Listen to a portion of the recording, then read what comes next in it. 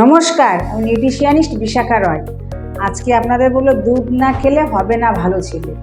এই যে আমাদের ভ্রান্ত ধারণা না, এর থেকে আমাদের বেরিয়ে আসতে হবে। দুধ কাদের হয়? যারা স্তন্যপায়ী প্রাণী তাদের দুধ হয়। যেমন গরু, হাতি, বাঘ, মানুষ সকলেরই বাচ্চা হয়, তাদের দুধ পান করায়। তাহলে নেচার অনুযায়ী কি হয়? স্তন্যপায়ী প্রাণী মানে তার বুকে দুধ হবে। সে গরু বাচ্চাকে দুধ খাওয়াচ্ছে, মানুষের বাচ্চাকে দুধ খাওয়াচ্ছে। আমরা কি করি?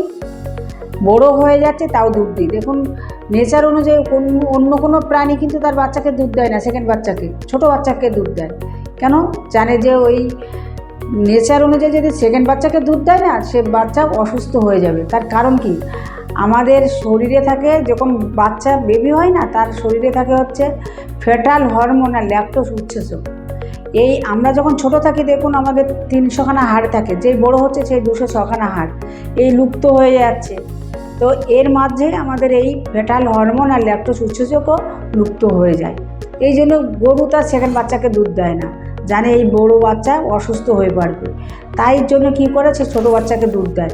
আর আমরা প্রোটিন করে মাথা খারাপ হয়ে যাচ্ছে, দুধ নিয়ে আসি গরুর দুধ। হ্যাঁ, গরুর দুধ খাওয়া ঠিক আছে, কিন্তু সেই গরুর দুধ কি এখন পাই? এখন দেখুন, গরু তো আর গরু নেই, জার্সি গরু, আবার বাজারজাত প্যাকেটজাত দুধ, এসবগুলো খুবই আমাদের ক্ষতি করে। এই দুধের প্রোডাক্ট খেয়ে আমরা অসুস্থ হয়ে যাচ্ছি।